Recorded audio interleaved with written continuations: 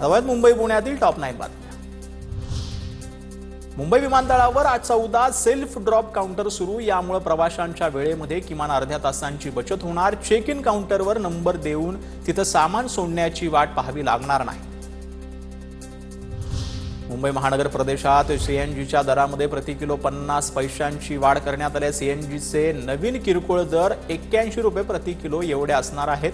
महानगर गॅस लिमिटेडने ही दरवाढ जाहीर केली। रिक्षा, कॅब, टॅक्सी चालकांचा राज्यव्यापी संप यशस्वी झाला। 80% ओला उबर टॅक्सीचे चाके थांबवलेली होती। प्रवासी वाहतुकीवर लक्षणीय परिणाम झाला।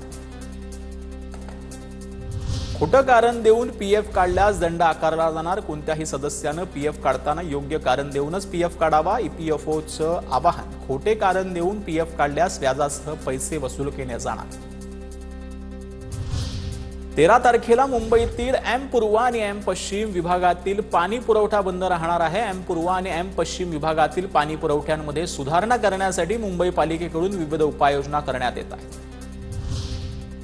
कोकण गोवा महामार्गावरील रेल्वे प्रवाशांसाठी आनंदाची बातमी आहे। एलटीटी करमाळी ते एलटीटी टर्मिनलच्या साप्ताहिक एक्सप्रेसला मडगाव जंक्शन पर्यंतच्या सेवेला मुदतवाढ देण्यात आली। आता ही विस्तारित सेवा 16 एप्रिल पर्यंत सुरू राहणार आहे। अंडर 19 क्रिकेट विश्वविजेता संघाचा कर्णधार आणि वसईचा सुपुत्र आयुष म्हात्रेचं जंगी स्वागत करण्यात आले। वसईच्या होम ग्राउंडवरून आयुष म्हात्रेची भव्य रॅली देखील काढण्यात आलेली आहे।